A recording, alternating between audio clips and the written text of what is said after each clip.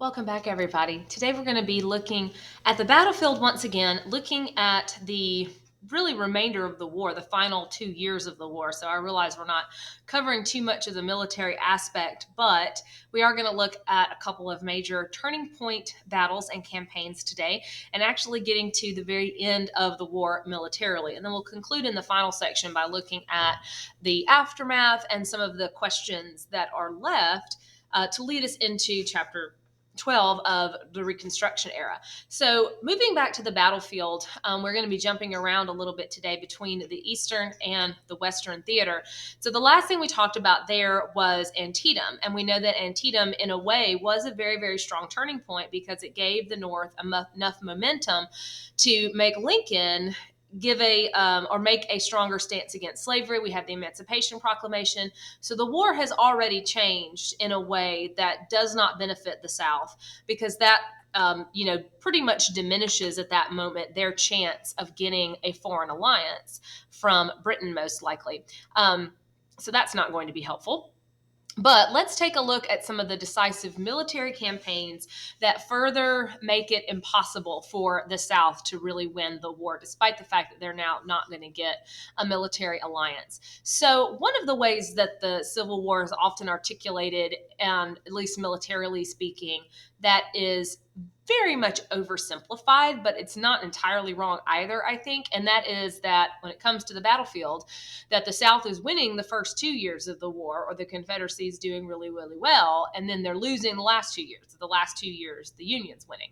And again, that's very much oversimplifying it. That ignores a lot of things, but it's not entirely inaccurate, particularly if you're looking at things in the Eastern theater alone. That's certainly not the case in the West.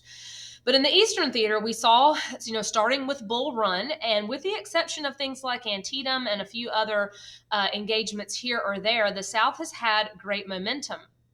And just like with Antietam, the thing was, we're getting into the summer of 1863, the second full year of the war. The thing is that defensive strategy had been very effective. It had won the South many battles. It had allowed them to continually, and there were many instances in which they outsmarted, outwitted, or completely even humiliated the Union Army, despite the fact that they were usually outnumbered, despite situations where they were totally surrounded. Even they have done very, very well. However, none of that had brought about an end to the war. It kept on going on and on. And the South realizes that they do not have the ability to keep this up forever, that at some point they will start to, their performance will start to suffer because of their lack of supplies and those sorts of things. And they need to hurry up and finish this deal. And wrap this up before that blockade and other kind of things can really start to have a negative impact on them beyond the negative impact that it was already having. So because of that, both in a desire to win the war, to end it more quickly, and also very much encouraged by very decisive and very lopsided victories that they had, very impressive victories that they had in the months preceding this, we're going to see the Confederacy engage in a bit of a different strategy that is going to result in the decisive, really defining battle of the war that really determines where the war is going to go from here in the East. And this is going to be the Battle of Gettysburg, which I bet many of you have heard of, because this one ends up becoming the most famous battle of the war, because it ends up being the largest battle of the war. And again, the decisive battle. It is later realized in hindsight. They certainly wouldn't have realized it at the moment, but it is certainly realized in hindsight that this was the deciding factor. And this is what's going to turn the tide of the war one way or the other. So the Battle of Gettysburg is a 3-day battle, July 1st through the 3rd, 1863, and this occurs around a town called Gettysburg in Pennsylvania. Now you will notice that is different. Pennsylvania is a Union state, not even a border state, but a Union state. So this is a much different situation. The strategy for the Confederacy at this point is kind of similar to what it was in Antietam. The idea is they have had these defensive victories, but that hasn't brought about an end to the war, and they want to end it. So how do we do that? We go on the offense. We go on the offense and have an offensive victory, and that will force an end. If we can defeat the Union on their own territory, if we invade the North, draw the Union Army out, force them into an engagement where we can then destroy them, then that is going to force Lincoln to negotiate. So that is where they are. In fact, supposedly the Confederate government has already drafted a letter to Lincoln asking for peace or requesting peace that they intend to deliver to him as soon as the Army has accomplished their goal. But as of course you can probably assume, that is not the way that it's going to end up going. So they go into Pennsylvania. The Confederate Army moves into Pennsylvania, very, very encouraged and perhaps really even overconfident. After there's a battle that preceded this by exactly 2 months, that we're not talking about, that really kind of convinced General Lee that his army was invincible, that they could really do anything. And so they end up making some what turned out to be quite poor decisions at Gettysburg.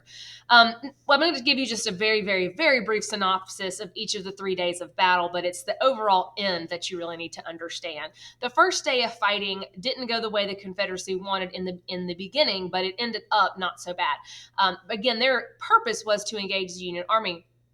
But similarly to at Antietam, that ends up happening before they're ready.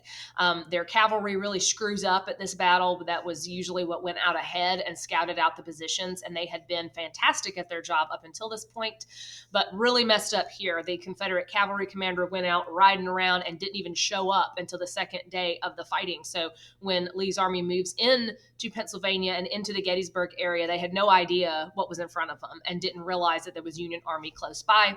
So a fight breaks out unexpectedly on that first day. However, even though they got surprised and they got engaged when they were not ready and had not consolidated their whole army together to fight, they still managed to be successful. They pushed the Union army back into a defensive position, and so they're actually feeling pretty good. The Confederacy is feeling pretty good at the end of the first day. So the Union falls back into this defensive position where the Confederacy is going to attack them the second day.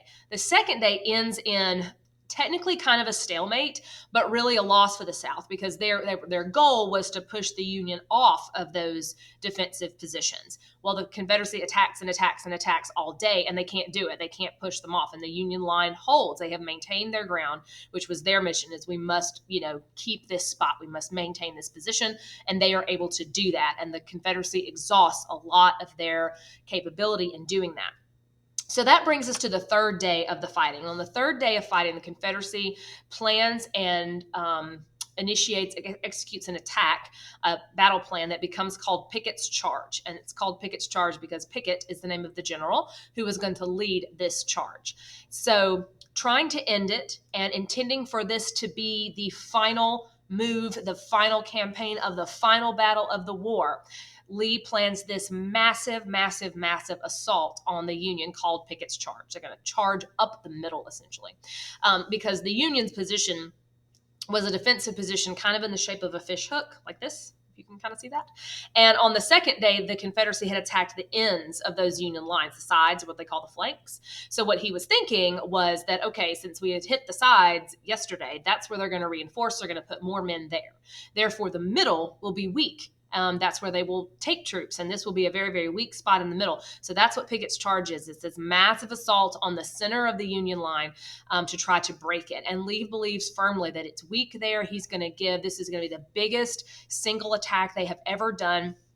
Thousands and thousands of troops, a whole division of the army is going to make this charge up the middle of this battlefield and break the Union line. And Lee believes firmly that that line will break. And when it does, there'll be a clear road all the way to Washington and the war will be over by sundown. Of course, that is not the way it goes. Pickett's Charge turns out to be a complete and total disaster. Now, supposedly, some generals would later claim that they tried to tell Lee this and told him that it was nuts and that it was going to be a slaughter and he wouldn't listen, but nevertheless it is, whether people warned him against it or not. Pickett's Charge is a total disaster because the Confederates have to make this really kind of an uphill charge. This picture here, this is, if you are a Confederate soldier looking out from the kind of wooded area where they began this attack, it is more than a mile of open territory that they've got to cross. It is slightly uphill. Right over here, you can see this kind of little ridge. It's a little rocky or a little stone wall that Union forces are very nicely sort of entrenched behind, just waiting for Confederates to get close enough. So they start marching up. Once they get to a certain point, they're going to start getting holes blown in their lines by Union artillery. Most of them never even make it to that stone wall where the Union forces are. But when they do, I mean, the Union is pretty much protected by that stone wall, and they can just fire right into them, which they do. So Pickett's charge is a complete and total failure. They absolutely do not break those Union lines, and really about a third of Pickett's Union is totally destroyed. Pickett's division, rather, is totally destroyed. So it is a failure. This is the final phase of the battle. After the failure of Pickett's charge, the Confederacy will retreat back into Virginia. So they will get out of Union territory, retreat out of Pennsylvania, and retreat back to Virginia. So this ends in a significant, a massive Confederate loss and a massive Union victory, and quite an important one, which brings us to the overall significance of Gettysburg. For one reason why this battle is so important and why it gets so remembered is because this ends up being the largest battle of the war. It is the largest in terms of size and the amount of troops that were involved. It was just the biggest engagement that there was throughout the whole thing. The highest number of casualties that you see, it's probably somewhere in the 50,000s when you put Union and Confederacy together, which is quite significant. But most of all, this is generally regarded as the turning point of the war. This is the moment where the momentum shifts in favor of the Union. The South no longer, after Gettysburg, the South no longer has the ability to fight offensively. They cannot go on the offense anymore. They have lost too much of their manpower. They have lost too much of their strength.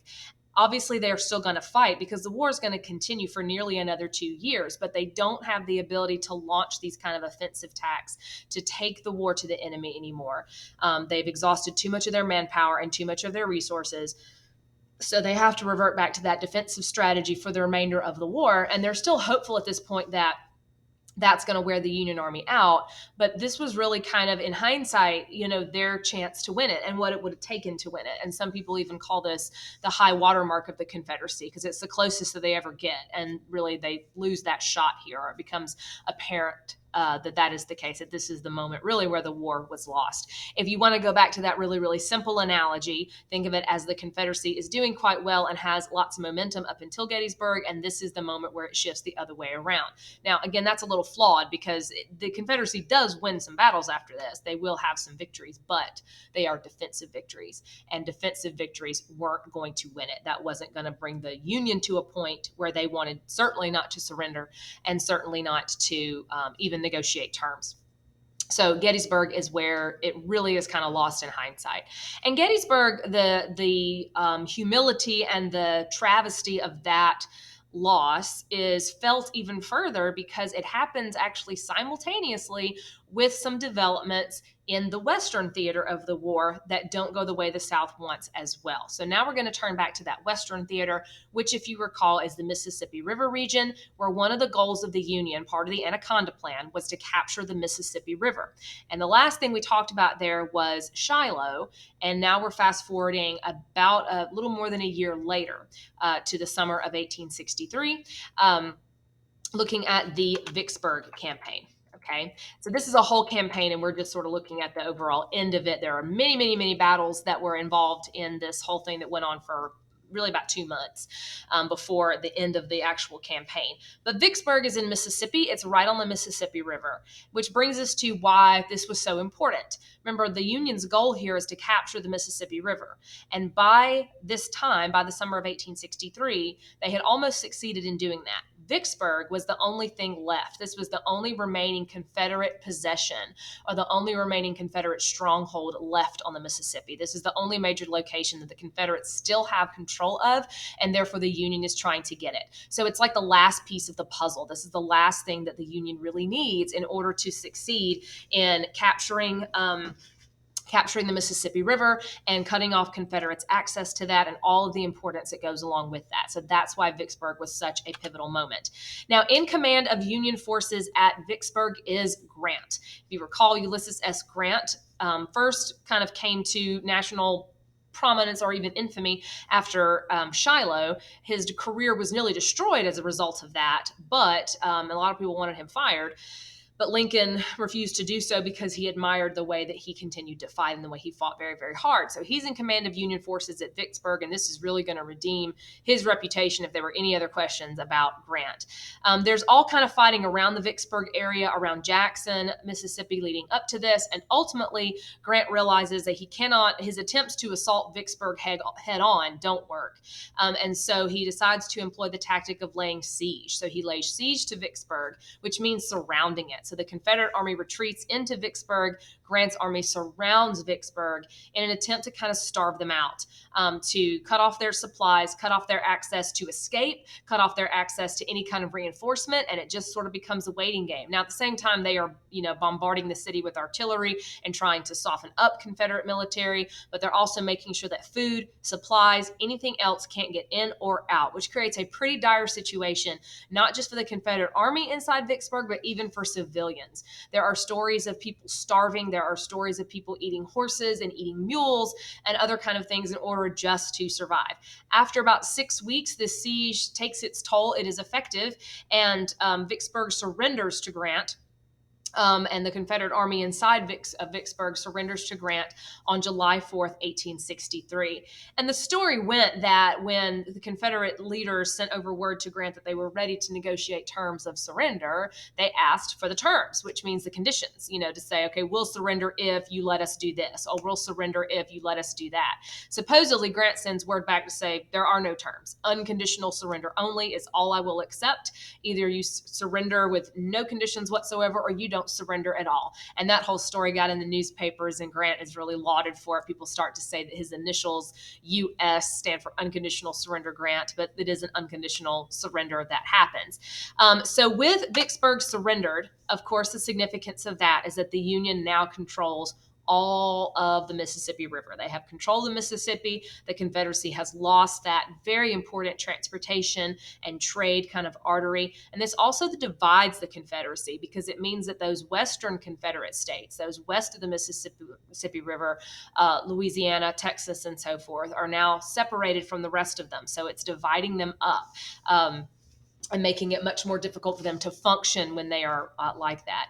You may also notice the significance of that date, July 4th, 1863. It is, of course, Independence Day, which was probably a little bit demoralizing, but if you really, really look, you will notice that that's the day after Gettysburg. That is the day after the failure of Pickett's charge and the major Confederate defeat at Gettysburg. So we have two major blows to the Confederacy here, all within a day of each other. The terrible loss at Gettysburg, and then Vicksburg falling the next day. And this also explains why Lee was doing what he was doing and why he got more aggressive there and maybe made some decisions that turned out to not be good ones. They were trying to end the war not only before they ran out of supplies, but they also knew very, very well that Grant was knocking on the door at Vicksburg, and they needed to end this before Vicksburg fell. And they end up not being able to do either of those things. So 1863 is a pivotal moment for the South, pivotal moment for the Confederacy. And the war has definitely shifted. The momentum definitely shifted in favor of the Union, and something that the Confederacy is never going to get back. They're never going to get back that momentum or reverse any of those trends that have been made at this point. Now let's step away from the battlefield for just a moment and talk about another point of significance to the Battle of Gettysburg that occurs actually a few months later. Not only is Gettysburg a major the decisive battle of the war, the largest battle of the war, and all of that, but it also becomes the inspiration for and the site for what becomes certainly Lincoln's most famous speech, which for Lincoln is saying quite something, but really becoming one of the most famous speeches or documents or words really in all of the United States. Something that, while Lincoln probably never intended it and certainly couldn't have imagined it, words that get up there as far as defining words, defining principles, the same way as the Declaration of Independence and the Constitution, things that truly become immortal, and that is the Gettysburg Address. The Gettysburg Address, a speech by Lincoln, of course, which was given a few months later, that was November of 1863, when a battlefield cemetery was being dedicated. So they were, burying some of the Union dead there at Gettysburg, and they were dedicating that cemetery, and Lincoln was invited to speak. And he wasn't even really supposed to be like the main speaker. There were other individuals that were speaking. The person before him spoke for like 2 hours, and nobody really remembers much of what he said. And then Lincoln gives up and gives this very short, less than 2 minutes long speech, and it becomes really just an expression, not just of what this war was about, but it becomes an expression of, just American values and beliefs. So a little bit about what Lincoln is saying in this. He speaks to the occasion, and he speaks to why they're there, and he speaks to what the war is about, what these men died for. We're here to dedicate this cemetery, but we need to understand what they died for. We need to make sure that what they died for was meaningful, that they died for a good reason, that it wasn't something that was, silly or remote. And we must make sure that they died for a higher purpose. And so then he gets into, the reasons for the war, why these men were fighting. What are we fighting for? Why these men died? And that there's been sort of various opinions about that. And Lincoln himself has shifted on what the war is about. You have the whole, it's about preserving the Union, and it's about slavery. Lincoln here really addresses all of those things and brings it all together. So first, he does say that, yes, it's about preserving the Union, which again, he said that from the beginning, that, yeah, it is about that. This is about preserving the United States. This is about making sure that this country survives. But he really takes it a step further and takes it beyond this sort of superficial, okay, we're just going to, suture things back together. But to say that it's not just that, it's about making sure that democracy survives. It's not just about this country. It is about making sure that democracy has a fighting chance, that we have to prove to the rest of the world that democracy works, that democracy isn't chaos, that this can work, that people can govern themselves without evolving into infighting and anarchy. We have to prove that this is about proving that higher goal, and just making sure that government that is run by the people, we believe in that. And in order to make sure, to show that belief, we have to make sure that it survives. So it's about more really than just us, that there's a higher, almost spiritual kind of goal with it.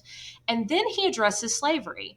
He does it very, very uniquely and very, very carefully. He never mentions the word, but everybody knows what he's talking about. He says that this isn't just about putting this country back together.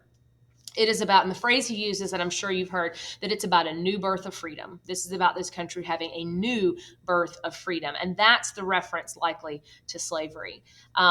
But there, he brings these two things together. He's not just saying we have to end slavery because it's important for the military, it'll make the South look bad and all that kind of stuff. That's kind of where he was going with the Emancipation Proclamation. But he's saying that, yes, this is about preserving the Union, but it's about more than that. It is about improving the Union. It's about making it better. That we want to put this country back together, but we want to put it back together in a different way. This is our moment to live up to our own principles, to live up to our own standards. And if we are truly a country that believes in freedom, if we are truly a country that believes in equality, if we are truly a country that is based on the concept of consent of the governed, then slavery has to go. Slavery can't exist with that we have to move past that. So he brings these two things and meshes it all together and says, preserving the Union and slavery are not opposing things. They're not opposites. They're the same thing, that it all goes together. And yeah, we want to keep this country together, but it's also about sort of elevating it to something even better than it was. And in order to do that, slavery has to end. So it's a very eloquent and beautiful way of saying what this fight's about, but putting, moving beyond those, real practical things of, just stitching the country back together just like it was. He's taking it to a completely different level and showing us some of the evolution there of Lincoln, and the war itself and how slavery plays into it. He's gone from saying it has nothing to do with it to maybe it has something to do with it to where maybe it has everything to do with it. So it's an interesting evolution there. So now let's move back to the battlefield and back to the Western theater, where we are starting to see the Confederacy wearing down, which it is, because they simply do not have the manpower. They do not have the supplies. The blockade is starting to become more and more and more effective against diminishing their ability to fight. So we're going to move to the next pivotal campaign in the West, and that is the Atlanta campaign. So the Atlanta campaign, which begins in July of 1864, it goes on for months, actually does not conclude until November of 1864. Union forces now targeting Atlanta. So after they get Vicksburg, they then move and secure the rest of Tennessee. Most of Tennessee was already under Union control, but they get the western parts of Tennessee under Union control, and that paves the way for the invasion of Georgia. And this was also part of the Anaconda Plan, so this was part of their intention all along, was to divide the Confederacy further by invading through Tennessee and Georgia. Well, if you're going to invade through Georgia, Atlanta is on the way. It is kind of right in the center. But Atlanta also had important strategic value. It wasn't actually the capital at the time, but it was an important railroad hub for the South. We know the South didn't have a whole lot of railroads, but there were a lot in Atlanta. So therefore, they're far more vulnerable and far more necessary. There were a lot of supplies in Atlanta. There were some warehouses, depots. So a lot of the things that the South really, really needs are there. So that's another reason why Atlanta is going to be targeted. Now, the war has definitely shifted at this point, both in the tactics and the strategies, as well as where it is. So we need to talk about that part of it, the strategy here. First of all, in command of Union forces in the Atlanta campaign, I do like to keep the number of names and personalities down to a minimum, but there are a few that you do need to know. But in command of Union forces in the Atlanta campaign is General William Tecumseh Sherman, whose name kind of becomes almost a bad word in the South for a long time after all this, and I think you'll maybe see why. Some people felt that way. But Sherman, a battle-hardened general that has from the beginning been saying and been advocating for harsher tactics, for stronger force, and saying that we're going too easy. And in the very beginning, when some people were kind of dismissing this whole thing as not even being a real war and that it wasn't going to last that long, Tecumseh was one of these people that was like, these people, Southerners, they mean to fight. They will put up a fight. And if we don't get more aggressive, this thing's going to drag on and on. Or if we don't get more aggressive, they're going to get the better of us. So he had long been advocating for harsher tactics, but was kind of pushed to the side. He, like Grant, has had to prove himself. He's one of these that, in the beginning of the war, they were there, but weren't really being used to their capacity, and it takes a while to sort of stumble upon them in their greater military skill. But Sherman believes in more aggressive tactics, and specifically, he is utilizing a concept here called total war. And the war, particularly in the West, and this bout to in the East, has turned into a total war, or as Sherman calls it, a hard war. Total war means that you're no longer just targeting soldiers. It's not just about soldiers on the battlefield. It is war against the whole society. And we might look at it as war against civilians as well as soldiers. Now, that does not mean that we're like literally targeting civilians. This doesn't mean like shooting civilians down on the street or busting into people's houses to kill them. It does not mean that.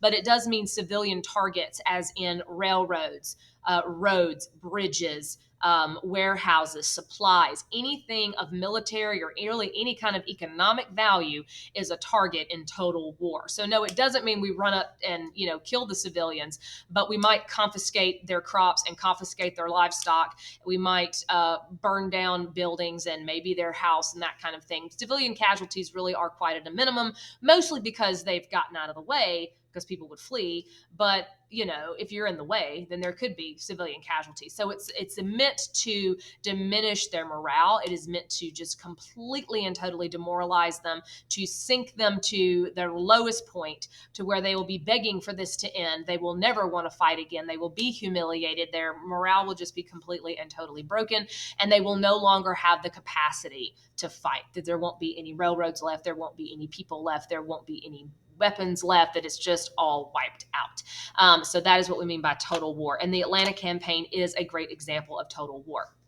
So the Atlanta campaign begins July of 1864. There is fighting all around Atlanta to get to Atlanta. Eventually, Atlanta is under siege, similar to how Vicksburg was. Similar tactic there before Atlanta falls. So Atlanta falls about November of 1864. The Confederate Army has to evacuate, and Atlanta is pretty much destroyed. At least most of the major buildings and public buildings are destroyed.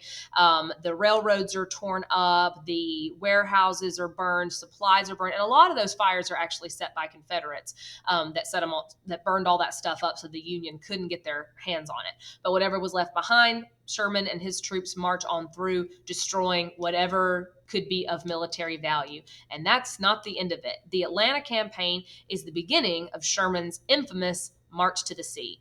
So he is going to move from Atlanta and take his army across the state of Georgia. This is the March to the Sea, across the state of Georgia from Atlanta to Savannah, engaging in this tactic of total war, destroying the railroads, cutting off access to supplies, not so much burning crops, but confiscating them. This is, after all, a foraging army. Part of the reason they're always on the move, because if they don't move, they don't eat. So they are, living off the land, confiscating the crops and livestock to feed the army. Slavery is falling apart. People are fleeing, but eventually arriving and capturing the city of Savannah, Georgia by December of 1864. So the March to the Sea leaves this path of destruction throughout Georgia, and has very much demoralized and pretty much ruined the South's chance of that. Really, it had already been ruined, but there's absolutely no question that the South will lose, that that defeat is inevitable, that surrender is inevitable, that is just absolutely certain after the Atlanta campaign. It is also absolutely certain because this also occurs in the midst of a presidential election. We tend to forget that in all of this, while all this is going on, Lincoln also has to seek re-election. He also has to go through the hassle of a political campaign and running for re-election. And we tend to think of Lincoln now, of course, as being incredibly popular, but we have to remember that he was not always so popular. We know that he had people against him in his own party, whether they were radical Republicans or whatever, Democrats opposed to him. So Lincoln himself was not at all confident going into the election of 1864. But the success of the Atlanta campaign helps him out, because Atlanta campaign was going on while the election was going on, while the campaign was going on, and while or leading up to the voting day itself. And the success of the Atlanta campaign gives more support for Lincoln. That helps put him over the edge and propels him to victory in 1864. So Lincoln is reelected in 1864. And the Atlanta campaign, again, was an influence on that with that success. But another thing that means for the war, and that is like the Atlanta campaign, it's another reason why the South's defeat at this point is just a matter of time. Because with Lincoln in office again for a second term, that means he can continue prosecuting this war the way that he has been prosecuting it. That was questionable. There was hope in the Confederacy for sure that Lincoln would be defeated, because the people that were running against him, some of them were saying, if I get elected, there will not be any more war. If I get elected, I'm negotiating with the South and we're going to bring it into this thing no matter what it takes. And so a lot of people in the South were hoping for that. But with Lincoln reelected, that means the war continues. That means that these kind of strategies and tactics continue. And now Lincoln doesn't have to appease near as many people that he's secured re-election. So it is pretty much a done deal. Now, the war, of course, will continue, but let's take a look at the end of the fighting. So moving back to conclude here, back to the Eastern Theater. So let's talk about what's happening there. So in the Eastern Theater, back to Virginia. In this final year of the war, we are seeing a showdown between the Union Army and the Confederate Army, now being led by, of course, Lee and Grant. So this is where Grant ends up. Grant, after Vicksburg, of course, is a big hero. He spends a little bit more time in Tennessee, and then he is promoted. Lincoln recalls him back to Washington and promotes him to general-in-chief, makes him general of the entire Union Army in Virginia. So he is sent to the Eastern Theater to face off against Robert E. Lee, to try to do the one thing that nobody else has been able to do, and that is to defeat Lee and bring him to the point of surrender. So we see the last year of the war, these two armies fighting, and the fighting becomes a little bit different in this point as well. The war at this point becomes what we call a war of attrition. A war of attrition simply means you're trying to wear down your enemy. You are not trying to necessarily, have a lot of strategic victories. That'd be great, but it's not really the point. The point is to wear them down to where they cannot fight anymore. So it's not about forcing them to capturing their whole army. It's not about destroying their whole army. It's not about taking back strategic locations. It's not about gaining a whole lot of ground. It is about simply wearing them out. So that's what Grant's trying to do. It is a deplete their strength to where they're down to their last man, because eventually they will have to give up. They are playing on the Union strength here, superior in that they have more people and more resources, and they can keep this going. They can keep on grinding, and the South can't. Eventually, there will come a point where they are either totally destroyed or they have to surrender because there's nobody else left to fight. So at this point in the war, it becomes really bloody and really nasty, because the way you do that, the way Grant does that and engages in this war of attrition, is to engage Lee's army almost constantly, to fight him every single day. If you look at the first couple of years of the fighting, it's like battle several weeks, maybe a month, battle several weeks, maybe months. And now it's like every single day. He's trying to engage him all the time, to exhaust him and wear him out, engaging him in multiple locations so that he can't reinforce himself. So we can't send these troops over here to help or those troops over there to help. Everybody's just got their own problems, and to just wear him down. So it doesn't mean that Grant has a whole lot of victories. He has a lot of significant losses. He orders very desperate charges that are nearly suicidal. The casualties are extremely high. Public opinion is mounting against him because it's getting so bloody. His troops are nearly mutinous, but it does have the effect of wearing the Confederate Army down to a point where they just can't do it anymore. And Richmond has got nothing left. So all this desperate attempt to try to save Richmond, the Union Army gets closer and closer and closer to Richmond. Eventually, Grant uses the same strategy of a siege of Richmond, which is ultimately effective. Eventually, early April, Lee sends word to the Confederate government, to Jefferson Davis, that I cannot defend Richmond anymore. You better get out of there. And so they do. So Davis and some of the other Confederate leaders evacuate, flee Richmond, trying to get away, and Richmond falls into Union hands a few days later. So the Confederate capital has fallen into Union hands. The Confederate government is claiming to still be around, but they're really kind of scattered, and Lee's army has escaped, but not for long. They escape out of Richmond, but a few days later find themselves cut off, surrounded. They can't go back to Richmond. The government has pretty much fallen apart. And so Lee realizes that the jig is up and decides to surrender. The choice was either surrender or fight to the death, and he chooses to surrender. So that surrender takes place at a place called Appomattox Courthouse on April 9th, 1865, where Lee officially surrenders to Grant. And that is the end of the Civil War. So the importance of that surrender is it's the end of the war, the official end of the fighting.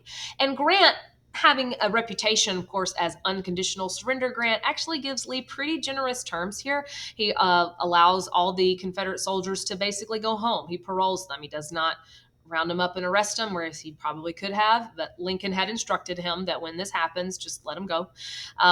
And says, they can keep their weapons, they can keep their stuff, they just go home and don't fight anymore. So with that, the war is officially over. And so now we are left with many questions still. This, has ended the fighting, but it certainly has inaugurated all new questions about where do you go from here? How do you repair this? What is the status of the South? What do we do? And who's going to do it? So those are some of the things that we will look at in the final section of this chapter, and we will look at that next time. So the war has ended, and now let's see what happens and what kind of aftermath we have to deal with, and of course, the unfortunate end of the Lincoln administration as well.